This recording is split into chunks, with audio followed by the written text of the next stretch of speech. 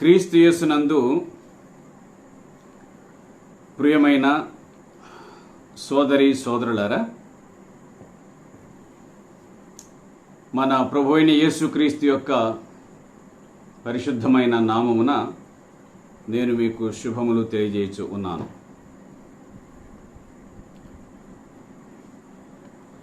Saudi అరేబియాలో ఉన్న సహోదరులు ఇలాగున దేవుని వాక్యమును వినగోరి నన్ను ప్రేమించి నాకు వారు ఇచ్చిన ఈ అవకాశాన్ని బట్టి దేవునికి కృతజ్ఞతాస్తుతులు చెల్లిస్తూ ఉన్నాను. ఈ దినము అలాగే రేపటి దినము కూడా దేవుని వాక్యాన్ని ధ్యానించడానికి మీరు నాకు ఇచ్చిన అవకాశం కొరకై మీకు నేను కృతజ్ఞతలు తెలియజేస్తూ ఉన్నాను. బైబిల్ గ్రంథంలో యోబు గ్రంథాన్ని గూర్చి మనము ఎరుగుదుము. యోబు గ్రంథంలో రెండు విషయాలను నేను మీ దృష్టికి తీసుకొని రాదలిచినాను.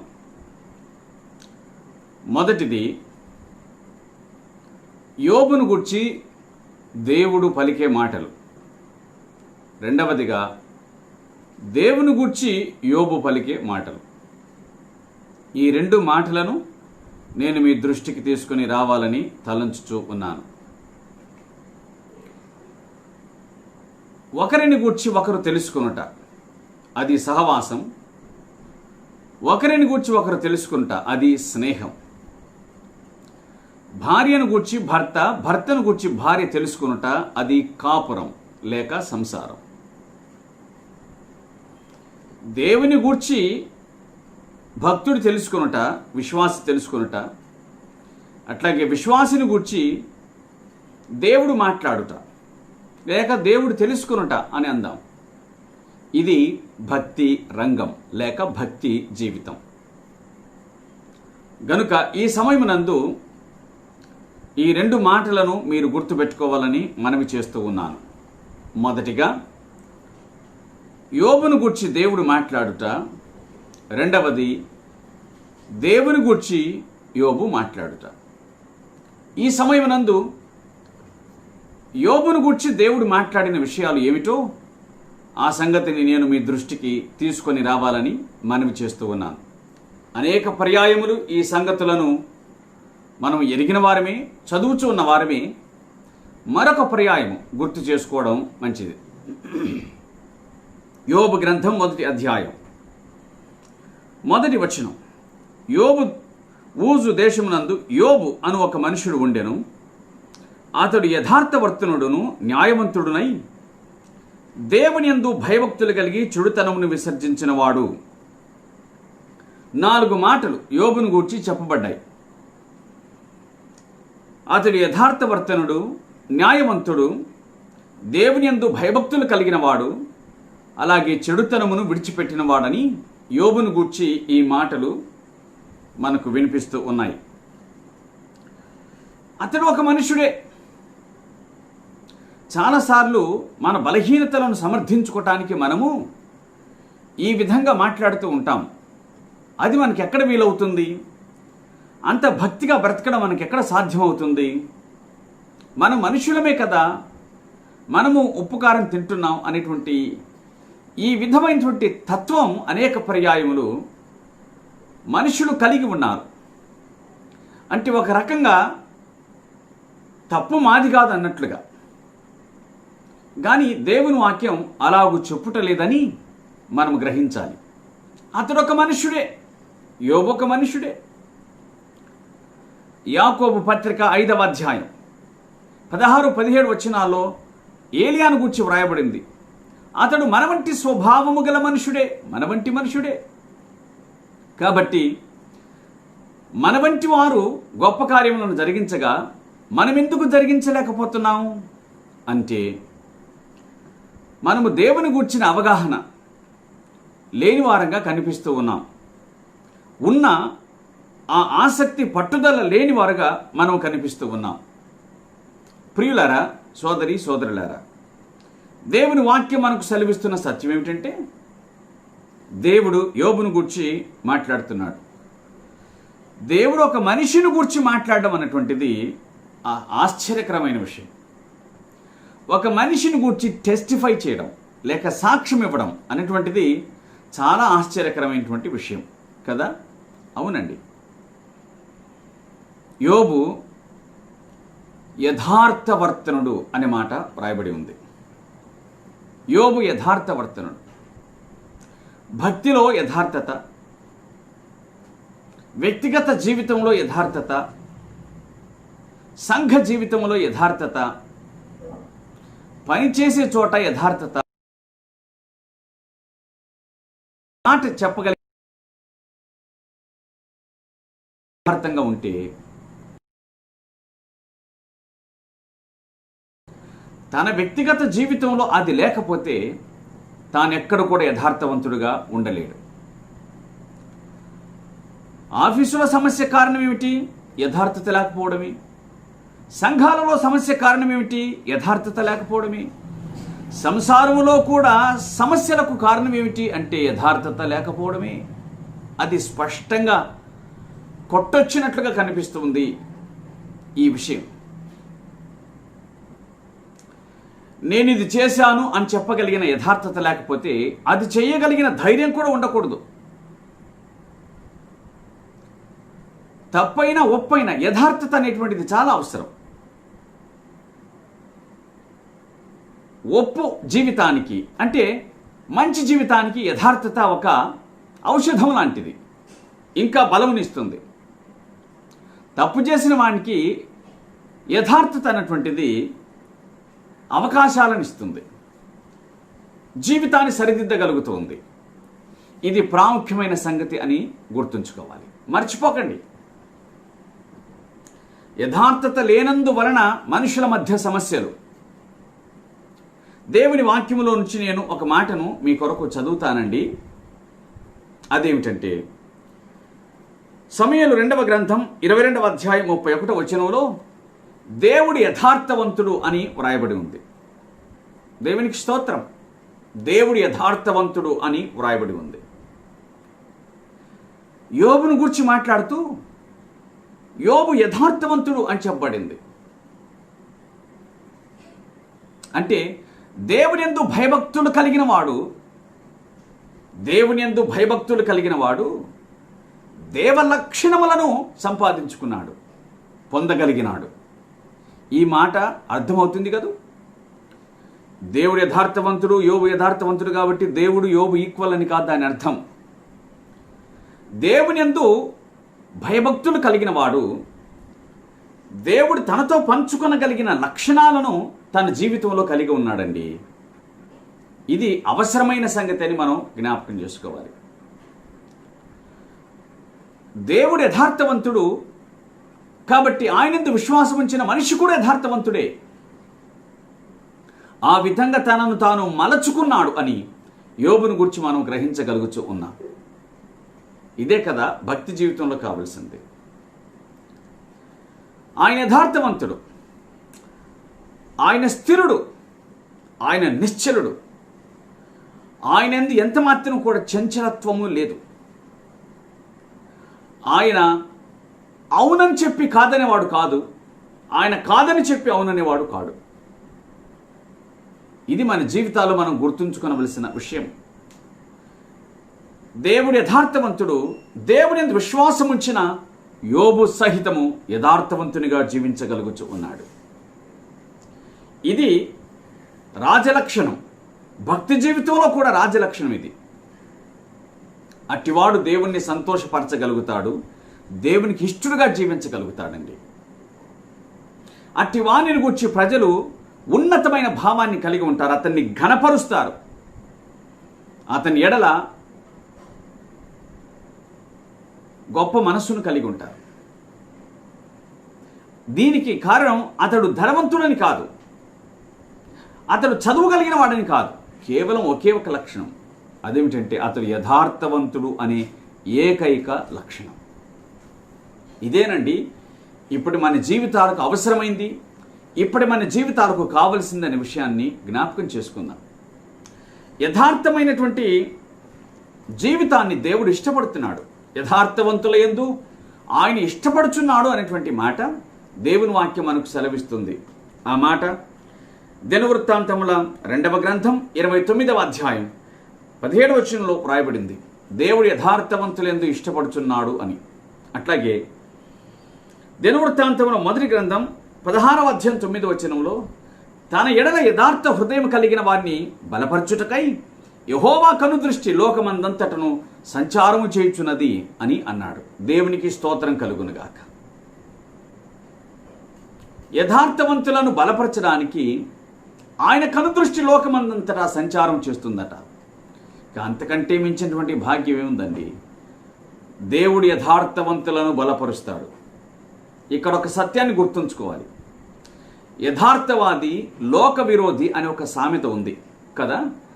కానీ దేవుడు మాత్రం యథార్థవంతులను బలపరుస్తాడు. నీతోటి వారు నువ్వు యథార్థంగా ఉన్నందుకు నేను ఇష్టపడకపోయినా, నువ్వు లోకానికి విరుద్ధమైన దేవుడికి మాత్రమే సన్నిహితం అవుతున్నావు. దానిని బట్టి నువ్వు చాలా సంతోషించాలి అనే విషయాన్ని నేను నీకు గుర్తు చేస్తున్నాను, నీ ధైర్యం కోసం, నీ ఆదరణ కోసం. ఎందుకంటే మనుషులందరూ నిన్ను కాదన్నా నిన్ను కావాలనుకున్న వాడు దేవుడు ఉన్నాడు. యథార్థవంతుల యందు ఆయన ఇష్టపడుచున్నాడు. యథార్థవంతులను బలపరచుటకై యెహోవా కనుదృష్టి లోకమందంతటను సంచారము చేయుచున్నది అనేటువంటి ఈ మాట మనలను బలపరచునుగాక. అది మన ధైర్యం. ఎందుకంటే ఒకానొక దినమునందు ఆయన ఎదుట మనం నిలిచినప్పుడు ఈ యథార్థతే మనలను కాపాడుతుంది అని గుర్తుంచుకుందాం. ఈ యథార్థవంతునికి అటు ఇటు ఆడాల్సిన అక్కరలేదు. యథార్థవంతుడు డబుల్ గేమ్ ఆడడు. యథార్థవంతుడు మనుషులను దేవుని సంతోషపెట్టలేడు. యథార్థవంతుడు దేవుణ్ణే సంతోషపెట్టగలుగుతాడు. యథార్థవంతుడు తన మనస్సాక్షిని సంతోషపెట్టగలుగుతాడు.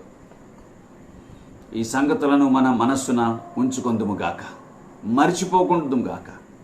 ప్రియులారా, యోబు యథార్థవంతుడని దేవుని వాక్యం సెలవిస్తుంది. యథార్థవంతులను దేవుడు బలపరుస్తాడా? అవును. బైబిల్ గ్రంథం అందుకు సాక్ష్యం. ఉజ్జియాను బలపరిచాడు, యోతామును బలపరిచాడు, ఆసాను బలపరిచాడు, యోవాషును బలపరిచాడు. యథార్థవంతులందరినీ కూడా ఆయన బలపరుస్తాడు. ఎందుకంటే యథార్థవంతులు లోకానికి గిట్టరు కాబట్టి దేవుడు యథార్థవంతులను బలపరుస్తాడు అని దేవుని వాక్యం గుర్తు చేస్తూ ఉంది. అందుచేత ఎక్కడ ఉన్నానూ సరే ఆయనకి ఇష్టంగా యథార్థవంతులంగా మనం జీవిస్తూ ఉన్నట్లయితే తప్పనిసరిగా ఆయన మన యందు సంతోషిస్తాడు అనే మాటను నేను మనవి చేస్తూ ఉన్నాను. ఈ సంగతిని మరొకసారి నేను గుర్తు చేస్తానండి. భక్తి జీవితంలో యథార్థత అంటే దేవునికి యథార్థతగా ఉంటే మనం అన్ని విషయాలు యథార్థంగా ఉండగలుగుతాం. అయినను కూడా నేను మనవి చేస్తూ ఉన్నాను, కుటుంబ జీవితంలో యథార్థత అవసరం. భార్య భర్తలకు మధ్య యథార్థత అవసరం. చూడండి, దేవునికి భక్తునికి మధ్య యథార్థత లేకపోతే అక్కడ అసత్యం చోటు చేసుకుంటుంది కదా. అది భక్తుడికి నష్టాన్ని కలిగిస్తుంది, విశ్వాసికి నష్టాన్ని కలిగిస్తుంది. అపోస్తుల కార్యముల గ్రంథం 5వ అధ్యాయంలో అదే మాట కదా మనం చదివేది. భార్యాభర్తలు ఇద్దరు కూడా దేవునికి వారు యథార్థపరులుగా లేరు. దేవుని దృష్టిలో వారు యథార్థతను నమ్ముకోవడం కంటే మించి అబద్ధాన్ని నమ్ముకున్నారు. సత్యాన్ని నమ్ముకోవడం కంటే మించి అబద్ధాన్ని నమ్ముకున్నారు. భక్తి జీవితంలో దేవునికి మనకు మధ్య యథార్థత అవసరం. అందుకే కదా యోహాను సువార్త 4:24లో వ్రాయబడిన మాట, దేవుడు ఆత్మ గనుక ఆయన్ను ఆరాధించువారు ఆత్మతో సత్యముతోను. అట్లా 23వ వచనములో యథార్థముగా తన్ను ఆరాధించువారు కావలియునని, అంటే తండ్రిని ఆరాధించువారు యథార్థముగా ఆరాధించువారు కావలినని ఆయన కోరుచున్నాడు అనే మాట వ్రాయబడింది. అంటే భక్తి జీవితంలో మన ఆరాధన యథార్థవంతంగా ఉండాలి అని దేవుని వాక్యం సెలవిస్తుంది. అట్లు మనం యథార్థంగా జీవిద్దాం. ఆరాధనలో యథార్థత, సత్యం అనే మాట అదే యథార్థత.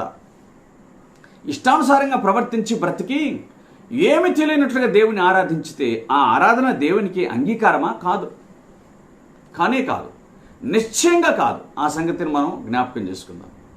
మనం ఆయనకి ఇష్టలముగా యథార్థమైన మనసుతో ఆయన ఆరాధిస్తేనే ఆ ఆరాధన ఆయనకు అంగీకారంగా ఉంటుంది. రెండవది, యోబు గ్రంథం 16:16లో ప్రార్థన యథార్థంగా ఉండాలని దేవుడు కోరుతున్నాడు. అంటే యథార్థమైన ప్రార్థన అని అనగా అది తన్ను తాను గర్వంతో చేసుకునే ప్రార్థన కానీ ఇతరులను తూలనాడే ప్రార్థనగా కానీ ఉండకూడదనే విషయం దేవుని వాక్యం చెప్తుంది. ఆ సంగతిని గురించి ప్రభువైన యేసుక్రీస్తు ప్రస్తావించాడు. లూకాసు వార్త 18వ అధ్యాయంలో సుంకరి పరిసయ్యుడు ఇద్దరిని గూర్చి. ఒకడు తనను గూర్చి, తన గొప్పతనాన్ని గూర్చి ఇతరులను తృణీకరిస్తూ చేసినటువంటి ప్రార్థన అది. కానీ ఇతడు యథార్థవంతుడిగా చేశాడు. దేవా, నేను పాపిని, నన్ను కరుణించు అన్నాడు. అంతే. అతని ప్రార్థనను ఆయన అంగీకరించాడని దేవుని గ్రంథము స్పష్టం చేస్తూ ఉంది. కనుక యథార్థవంతుల యొక్క ప్రార్థన దేవునికి ఇష్టకరమైనదని దేవుని వాక్యము సెలవిస్తుందని దైవ గ్రంథం మనకు జ్ఞాపకం చేస్తూ ఉంది.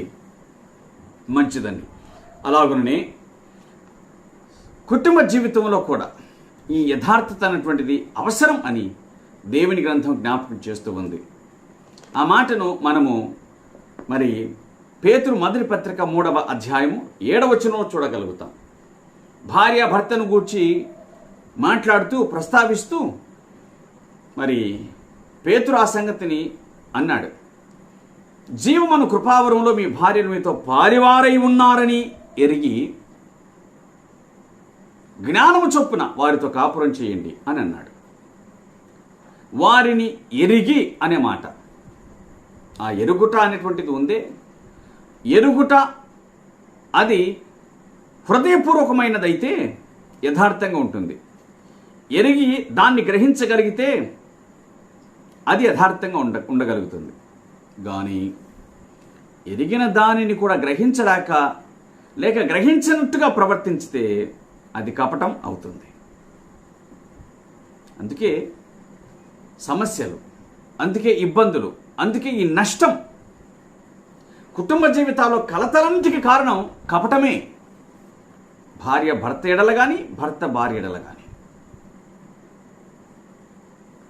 కుటుంబ జీవితంలో ఈ యథార్థత అవసరమై ఉన్నదని జ్ఞాపకం చేసుకుందామండి. ప్రియులారా, ఒక భక్తి కలిగిన వాడు దేవుని ఎడల యథార్థంగా ఉంటే అన్ని విషయాల్లో యథార్థంగా ఉండగలుగుతాడు. అంతే. అన్ని విషయాలు యథార్థంగా, దాపరికం ఉండదు. అన్ని విషయములలో యథార్థంగా ఉండగలుగుతాడు. అతడు యథార్థవంతుడు. రెండవ మాట న్యాయవంతుడు అని దేవుని వాక్యం సెలవిస్తుంది. యోబును గూర్చి వ్రాయబడిన మాట న్యాయవంతుడు. దేవుడు న్యాయవంతుడా? అవునండి, న్యాయవంతుడు. దేవుని వాక్యం చాలా చోట్ల ఆ మాట చెబుతుంది.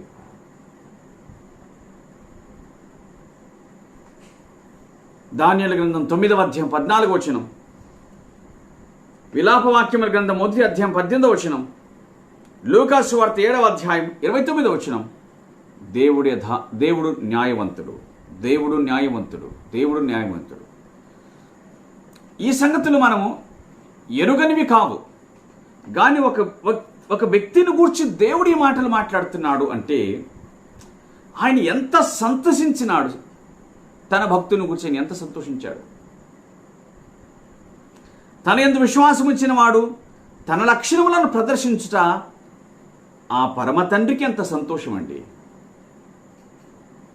భక్తి అంటే ఏదో మొక్కుకొని పోయేది కాక, భక్తి అంటే ఏదో హాజరు వేసుకుపోయేది కాక, భక్తి అంటే ఏదో జనసమూహంలో కనిపించేది కాక, భక్తి అంటే ఏదో భక్తి స్థలంలో కనిపించేది కాక, భక్తిలో యథార్థత, భక్తిలో న్యాయాన్ని చూసినటువంటి దేవుడు సంతోషించుచు ఈ మాటలను రాశాడు.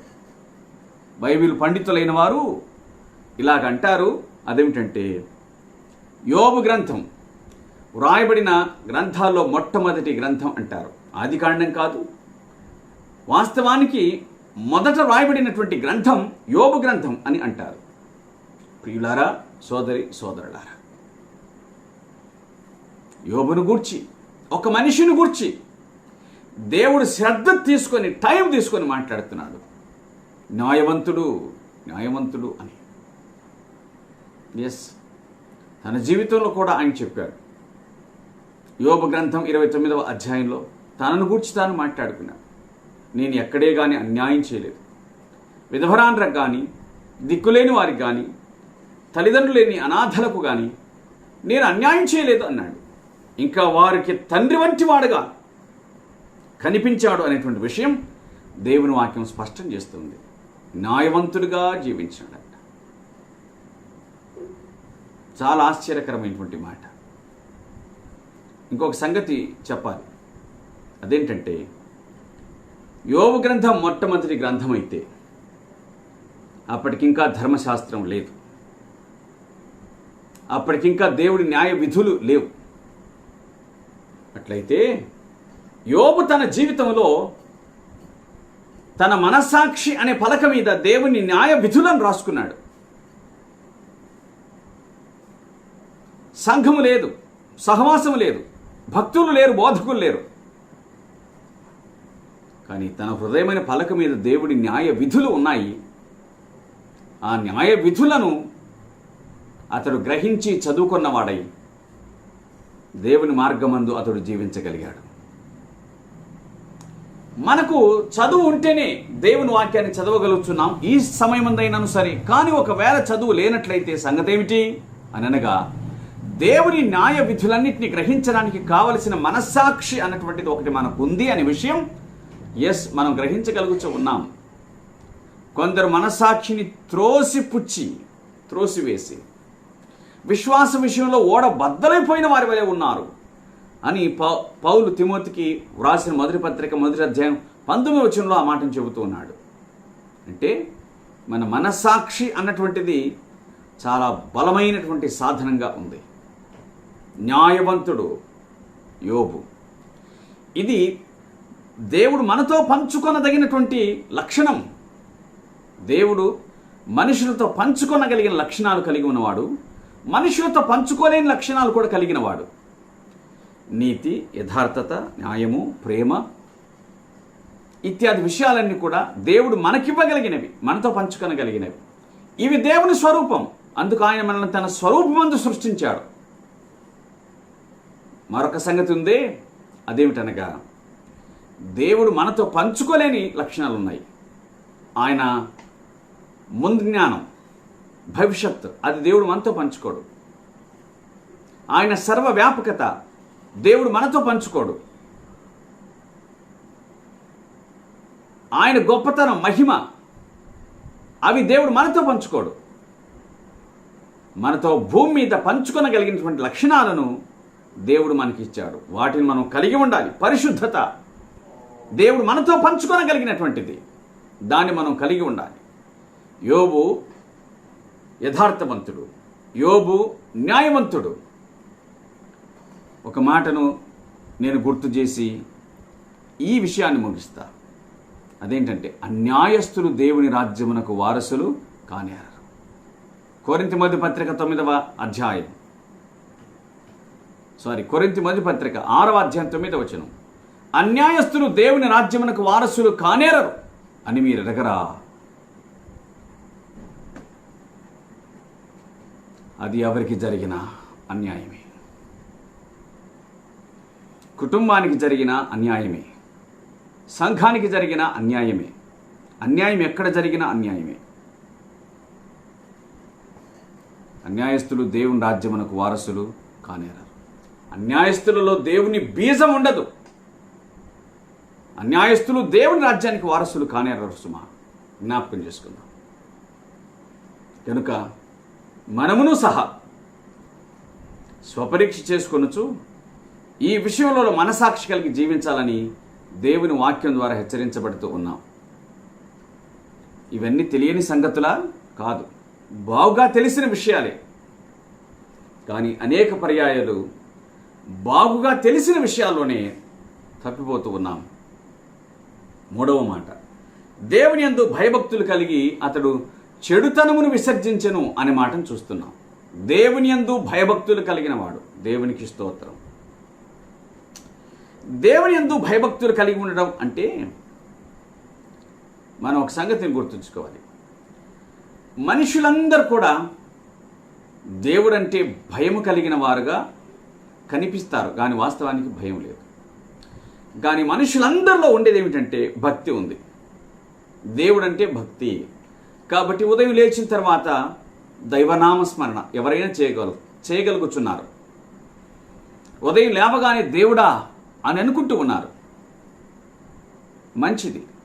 ప్రపంచం అంతట్లో కూడా దేవుడు లేడు అని వారి కంటే దేవుడు ఉన్నారు అని వారు ఎక్కువ కదా. ఇంచుమించుగా జనాభా అంతట్లో కూడా ఒకవేళ దేవుడు లేడు అని వారు ఉంటే కనుక 100కి 5 మంది ఉంటే ఉండవచ్చు. 5%, ఒక 5% జనాభా అంతట్లో అంటే 100కి 5 మంది ఉండొచ్చు. ఈ 100కి 5 మంది వలన సమాజానికి నష్టమేమీ లేదండి. ఎందుకంటే వారు చాలా మైనారిటీ. 100కి 5 మంది అంటే మైనారిటీ. వారి వలన సమాజానికి నష్టం లేదు. కానీ ఇప్పుడు సమాజంలో నష్టం కలుగుతున్నది నాస్తికుల వలన, భక్తిపరుల వలన. ఈ అన్యాయానికంత కారణం నాస్తికుల, భక్తిపరుల? జరుగుతున్న మోసాలకు, అక్రమాలకు, అత్యాచారాలకు, వ్యభిచారాలకు జరుగుతున్న ఈ అక్రమాలన్నిటికీ కారకులు నాస్తికుల, ఆస్తికుల? భక్తి కలిగిన వారా, భక్తి లేని వారా? 100% భక్తి కలిగిన వారి వల్లనే ఇవన్నీ జరుగుతున్నాయి. దేవాలయాలలో జరిగే అక్రమాలు ఆ దేవుడిని నమ్మి వాళ్ళ వల్లనే కలుగుతున్నాయి కదా. సంఘాలలో జరిగే అక్రమాలు దేవుని నమ్మిన వారి వల్లనే జరుగుతున్నాయి కదా. విచారకరమైన విషయం. మనుషులకు భక్తి ఉంది, భయం లేదు. భక్తి ఉంది, భయం లేదు. అందుకే నేను ఇలా ప్రశ్నిస్తాను. చెల్లెళ్లకు రాఖీ కట్టే ఈ సమాజంలో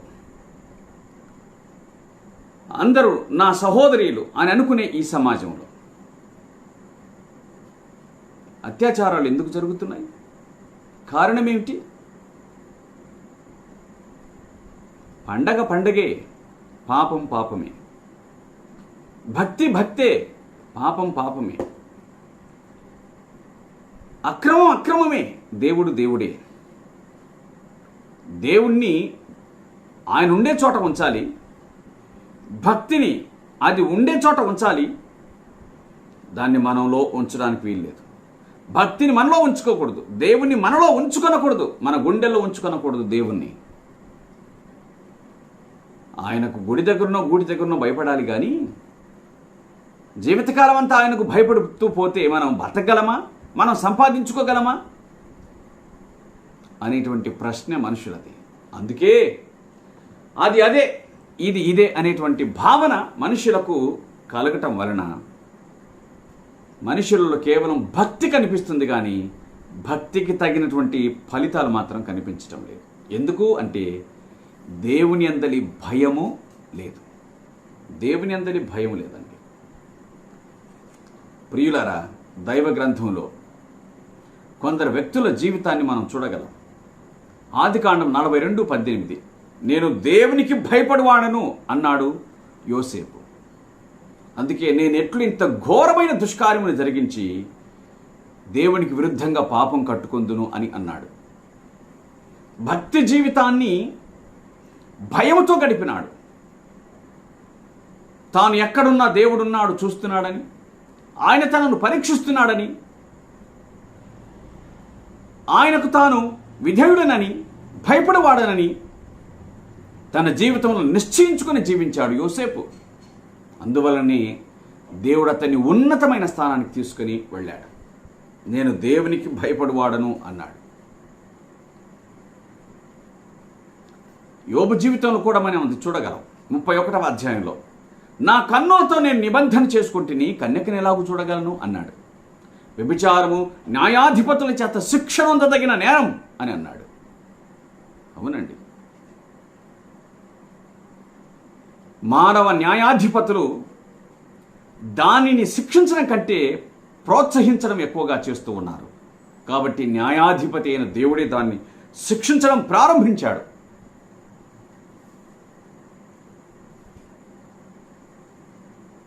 దేవుని యందు భయభక్తులు కలిగిన వాడు పాపమునకు దూరంగా ఉంటాడు.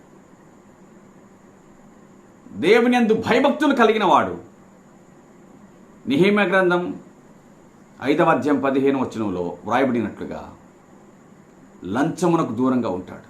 నాకంటే ముందున్నటువంటి అధికారులు వారు ప్రజల యొద్ద లంచములను పుచ్చుకున్నారు, నేను దేవునికి భయపడుట చేత అలాగున చేయలేదు అని అన్నాడు. ఎస్, దేవునికి భయపడేవాడు తన జీవితంలో అక్రమంగా సంపాదించడం, అది ఏ రూపమైనా కానివ్వండి, అక్రమ సంపాదనకు చోటివ్వడు దేవునికి భయపడేటువంటి వాడు.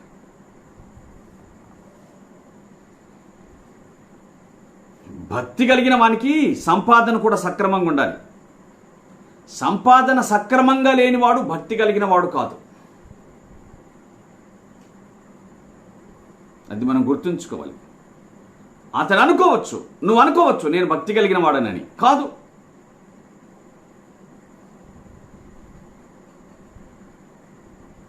కొన్ని దేశాలు చట్ట ప్రకారంగా అన్ని అమలు చేసే దేశాలు, కానీ మనస్సును నిర్బంధించగలిగిన దేశం ప్రపంచంలో ఏది లేదు. అది దేవుడు మాత్రమే చేయగలుగుతాడు. చట్టాలు మనిషి క్రియలను కట్టడి చేస్తాయి, మనిషి మనస్సును మాత్రం అవి నిర్బంధించలేవు. ధర్మశాస్త్రం తప్పు చేసిన వాడిని పట్టుకుంటుంది, కానీ తప్పుగా చూసిన వాడిని పట్టుకోదు, తప్పుగా ఆలోచించిన వాడిని పట్టుకోదు. దాన్ని పట్టుకునేది మాత్రం దేవుడే. ఆ సంగతిని ప్రభువైన యేసుక్రీస్తు ప్రస్తావించాడు, మనం ఎరుగుదుము. మత్తయి సువార్త 5:28 ఆ మాట కనిపిస్తుంది. నేను మీతో చెప్పున్నదేమనగా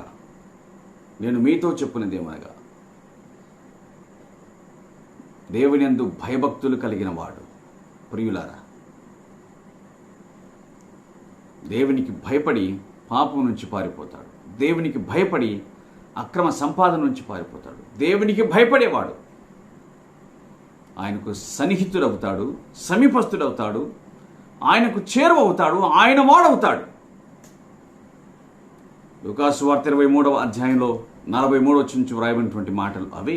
శిలువ మీద ఉన్న ఒక దొంగ ఆయనతో మాట్లాడుతూ, యేసు, నీ రాజ్యంలోనికి వచ్చినప్పుడు నన్ను జ్ఞాపకం చేసుకున్నాడు. అంతకంటే ముందుగా తన సహచరుని వారించి, నీవు దేవునికి భయపడవా అన్నాడు. కనీసం ఇప్పుడైనా రా బాబు, నువ్వు దేవునికి భయపడవా అని అన్నాడు. దేవునికి భయపడే జీవితం మనకు కావాలని దేవుని వాక్యం సెలవిస్తుంది. కానీ భక్తి అనేక పర్యాయాలు నేర్చుకున్న భక్తి, అలవాటు పడిన భక్తి, పెద్దలు నేర్పిన భక్తి, కానీ హృదయపూర్వకమైనది కాదు. ఇదే వచ్చిన బాధ. ఇందులో యథార్థత లేదు. మనం యథార్థమైన భక్తి గల వారమై ఉండాలని ఎఫెసు పత్రిక 4:24 చెప్తుంది. కానీ విచారకరమైన సంగతి, ఈ భక్తిలో యథార్థత లేకుండా పోయింది, భయం లేకుండా పోయింది. నువ్వు దేవునికి భయపడవా అన్నాడు. నేనైతే భయపడుచున్నాను. యేసు నీ రాజ్యంలోనికి వచ్చినప్పుడు నన్ను జ్ఞాపకం చేసుకో అన్నాడు. ప్రభు, నేడే నీవు నాతో కూడా పరదేశంలో ఉండు అని ఆయన అన్నాడు. ప్రియులారా, సోదరి సోదరులారా, ఒట్టి భక్తి చాలదు, భయముతో కూడిన భక్తి. ఒట్టి భక్తి చాలదు, భయముతో కూడిన భక్తి. అది కావలసింది, అది అవసరం. అది దేవుని వాక్యం మనకు సెలవిస్తున్న సత్యం. అలాగున మనం జీవిద్దాం, అట్టి భక్తిని కలిగి ఉందాం.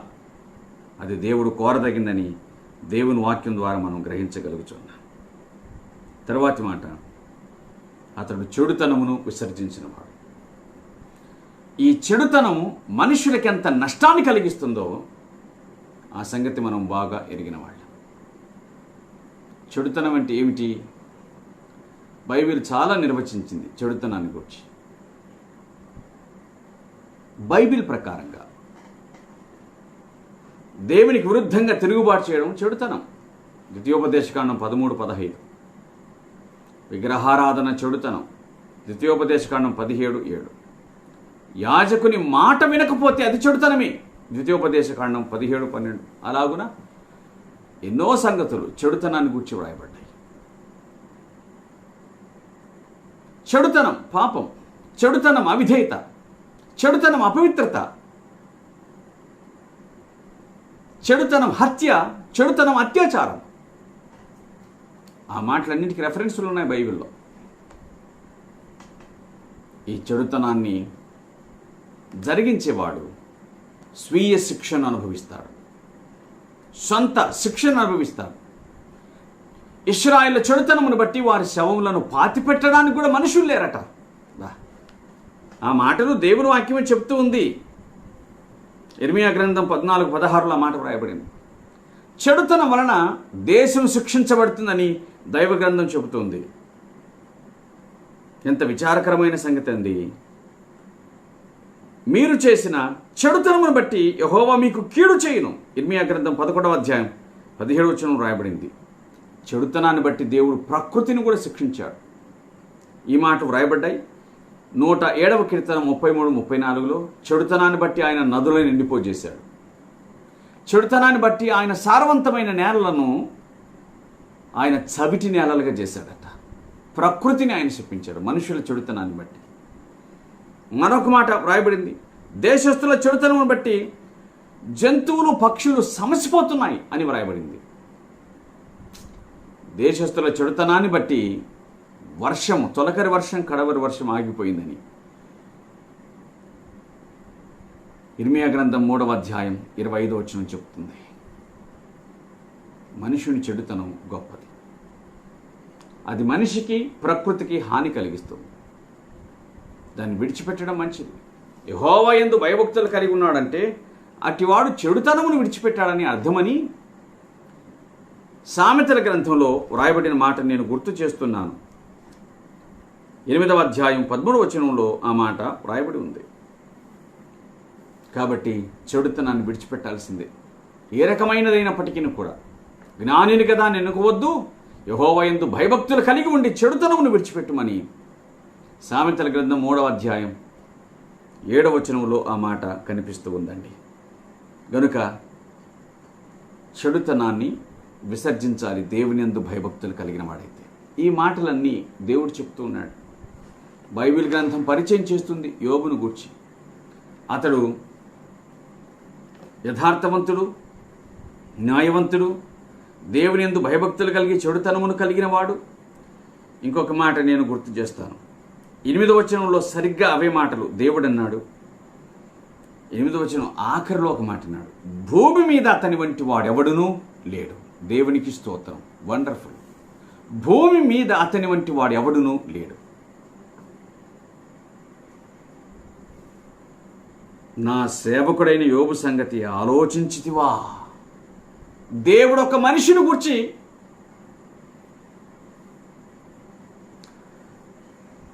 సవాలుగా మాట్లాడుతున్నమాట.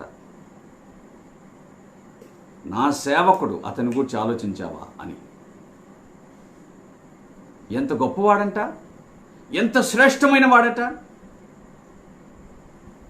ఇన్ని సులక్షణాలు కలిగి తనలో ఉన్న లక్షణాలన్నింటినీ కూడా కలిగిన వాడు అతడు. దేవునికి స్తోత్రం అండి. అట్టివాడు నా సేవకుడు, అట్టివాడు నా సేవకుడు. ఒక మాట మీకు గుర్తు చేస్తాను దేవుని వాక్యములో నుండి. రోమాపత్రిక 12వ అధ్యాయం 1 మీకు తెలుసు కదూ. మీ శరీరములను దేవునికి సజీవ యాగంగా సమర్పించండి, ఇట్టి సేవ యుక్తమైనది అన్నాడు. ఏంటండి సేవ? యోబు ఎక్కడ సేవ చేశాడండి? యోబుకి ఎక్కడ సంఘం ఉంది? యోబు మినిస్ట్రీ పేరేంటి? యోబు సంఘం పేరేమిటి? యోబు పరిచర్య ప్రాంతం ఏది? నా సేవకుడైన యోబు. ఆ మాట అనిపించుకోవడం యోబునికెంత ధన్యకరం. నా సేవకుడని మొట్టమొదటిగా దేవుడు ఒక మనిషిని గూర్చి పిలిచాడంటే ఆ ధన్యత యోబుకే కలిగింది. నా సేవకుడు, మై సర్వెంట్. నా సేవకుడని పిలవడం, నా సేవకుడని దేవుడు పిలవడం, పిలిపించుకోవటం రెండు సంతోషకరమైన విషయాలే కదా. సంతోషముతో ఆయన నా సేవకుడని పిలిచాడు, సంతోషముతో ఆయన సేవకుడను అని యోబు పిలిపించుకున్నాడు. యజమాని సేవకుల మధ్య ఎంత సంతోషం. నా సేవకుడైన యోబు సంగతి చూచితివా అన్నాడు. అతడు యథార్థవంతుడు. మరల ఈ సంగతులను ఆయన ప్రస్తావించాడు. న్యాయవంతుడు, దేవుని యందు భయభక్తులు కలిగి చెడుతనమును విడిచిపెట్టినవాడు. అతని వంటి వాడెవడును భూమి మీద లేడు. అతని వంటి వాడెవడును భూమి మీద లేడు. ఇంత శ్రేష్టమైన సాక్ష్యాన్ని యోబు తన జీవితంలో పొందగలిగాడు. మనం ఈ సంగతిని గుర్తుంచుకుందాం. మనం జీవించిన జీవన విధానము వలన మాత్రమే మన సాక్ష్యం ఉంటుంది. కానీ అది ఏ విధంగా దేవునికి ఇష్టముగా జీవించిన జీవన వైఖరి, జీవన విధానం ద్వారా మాత్రమే మనం దేవుని యొద్ద సాక్ష్యమును పొందగలము. కానీ ఈ భూమి మీద మనుష్యులను మభ్యపెట్టి జీవించే జీవితం ద్వారా సంతోషాన్ని దేవుని సన్నిధిలో మనం పొందలేం. యోబు దేవుని సేవకుడా? అవును, యోబు దేవుని సేవకుడే. దేవుని సేవకుడే. యోబు స్నేహితులు యోబును ఏమన్నా యోబు ఒప్పుకున్నాడు, కానీ దేవుడు మాత్రం ఒప్పుకోలేకపోయాడు. యోబు దేవుని ఎరిగినవాడు కాబట్టి, యోబు దేవునితో సహవాసం చేసినవాడు కాబట్టి యోబు దేవుని గురించి చాలా సంగతులను గ్రహించగలిగాడు. యోబును గురించి దేవుడు ఎరుగును, దేవుణ్ణి గురించి యోబు ఎరుగును. ఒక పర్యాయము దావీదు సహా, అయ్యా నీవు నీ సేవకుని ఎరుగుదువు, నన్ను ఎరుగుదువు నీవు అని ప్రార్థన చేశాడు. సమూయేలు 2వ గ్రంథం 7వ అధ్యాయం 8వ వచనంలో ఆ పై వచనాల్లో మాట్లాడుతూ నీవు నీ దాసుని ఎరుగుదువు అని అన్నాడు. ఎస్, దేవుడు మనల్ని ఎరిగినవాడు. దేవుడు యోబుని ఎరిగినవాడు.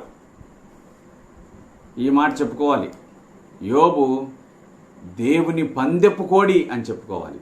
యోబు దేవుని పందెపు కోడి అంటే ఏమని అర్థం? సాతానుతో పందెం కాయడానికి దేవుడు యోబును తన సేవకునిగా ఆయన అంగీకరించగలిగినాడు. అంతకంటే మించిన భాగ్యం ఏముందండి? ఎవరికి ఉంటుంది? ఒక మాటలో చెప్పుదునా, దేవుడు యోబును నమ్మాడు. దేవుడు యోబును నమ్మాడు. ఎంతగా యోబును శ్రమ పెట్టినా యోబు తన పక్షంగా నిలుస్తాడు అని దేవుడు యోబును నమ్మాడు. ఎందుకంటే ఆయన యోబుని ఎరిగినవాడు కాబట్టి యోబును ఆయన నమ్మాడు. యోబు దేవుడి పందెం కోడి. మన కోడి గెలిచిందంటే మనం గెలిచినట్లే కదా లెక్క. యోబు గెలిచాడు, దేవుడు గెలిచాడు, అంతే. ఇట్టి శ్రేష్టత అండి మనకు అవసరమైంది. దాని అర్థము సాక్ష్యం అని మాట్లాడుతున్నాను. సాక్ష్యం. శిష్యులు సాక్షులుగా జీవించగలిగారు. యేసుక్రీస్తు జీవించినప్పుడు శాస్త్రులు, పరిసయ్యులు అందరూ అల్లాడిపోయారు. లోకమంతా ఇతని వెంట వెలుచున్నదే అని అనుకున్నారు. ఆయన తిరిగి సమాధిని జయించి తిరిగి లేచి పరమునకు ఆరోహణమైన తర్వాత ఆయన శిష్యులు 12 మంది బహుబలముగా సువార్తను ప్రకటించి అద్భుతాలు చేయగా ఆశ్చర్యపోయారు. ఆ ఒక్కని వదిలించుకున్నావులే అనుకుంటే 12 మంది తోడయ్యారే.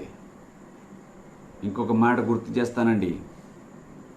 యేసు ప్రభు యొక్క వస్త్రములు తగిలి బాగుపడ్డవారున్నారు.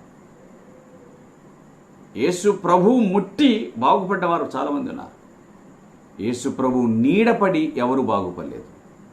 శిష్యుల నీడబడి బాగుపడ్డారు. పేతురు నీడపడి బాగుపడ్డారు. గొప్ప కార్యములు చేశారు వాళ్ళు.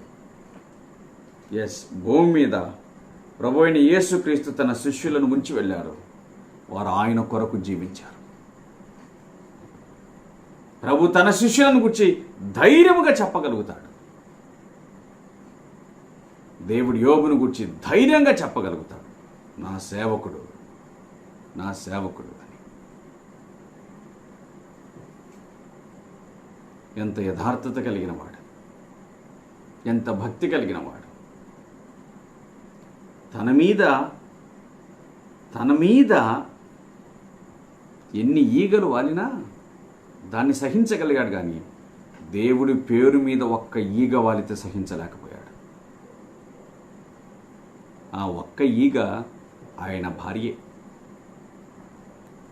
ఇంకెందుకండి భక్తి, ఇంకెందుకండి పాటలు, ఇంకెందుకండి ప్రార్థన?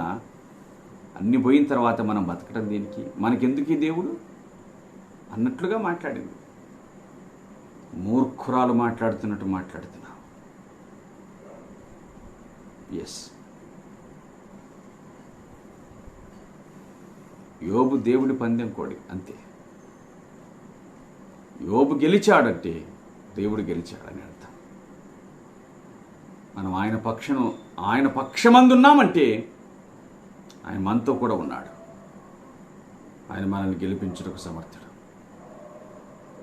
ఒకే ఒక అర్హత మనకు కావాలి, అది మనం ఆయనతో కూడా ఉండాలి. That we must be with him.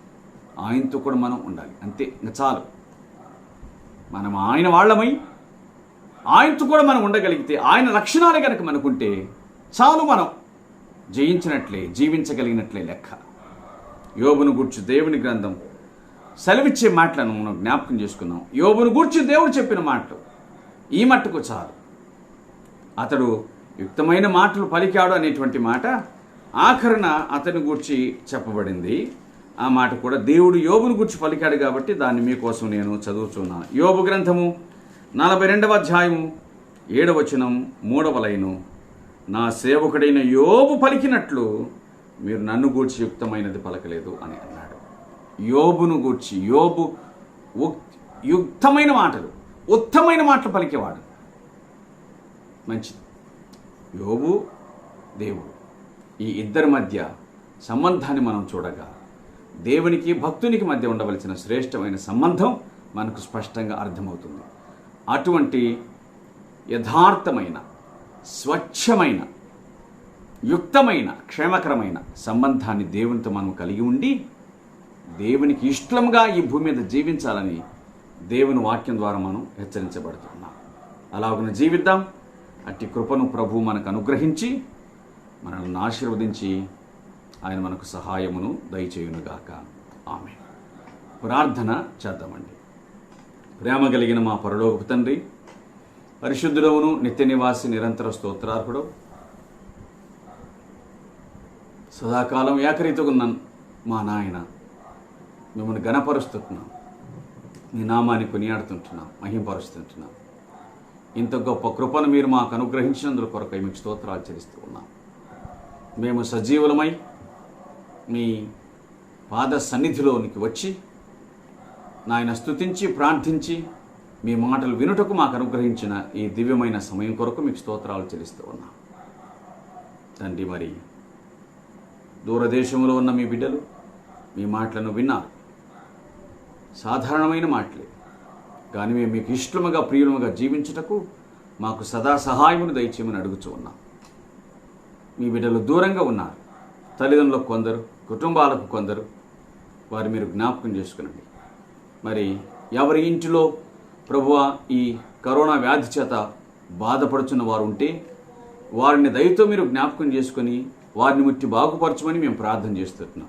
అట్లాగే మా ప్రియమైన తండ్రి, మా విమోచకుడా, పరిశుద్ధులవగు మా రక్షకుడా, మీ కృతజ్ఞతాస్తుతులు స్తోత్రాలు చెల్లించి మేము మిమ్మల్ని ఘనపరుస్తున్నాం, మీ నామాన్ని కొనియాడుచుంటున్నాం, మీ నామాన్ని మహిమపరుస్తున్నాం. ఒకవేళ ఎవరైనా మరణించిన వారు ఉంటే వారిని జ్ఞాపకం వారి కుటుంబాలను మీరు జ్ఞాపకం చేసుకుని ఆదరించమని మీ పరిశుద్ధమైన పాదముల దగ్గర మేము వేడుకొనిచుంటున్నాం.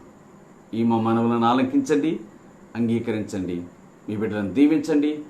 ఈనాటి ఈ లైవ్ కార్యక్రమాన్ని మీరు ఆశీర్వదించి మహిమను పొందుతారని కృపగలిగిన మీ హస్తాలకు అప్పచెప్పుకొనొచ్చు. మీ సంకల్పమై మీ చిత్తమైతే మీరు మాకు ఆయుష్కాలం ఇచ్చి ఆరోగ్యమును అనుగ్రహించితే రేపు కూడా మేము కలుసుకుని సంతోషించే భాగ్యం మాకిమ్మని అడుగుచు మా రక్షకుడు, మా ప్రియుడు, పరిశుద్ధుడైన యేసుక్రీస్తు యొక్క పరిశుద్ధమైన నామమున ప్రార్థించి వినయంతో వేడుకొనుచున్నాము తండ్రి. Amen, amen. ఆమెన్.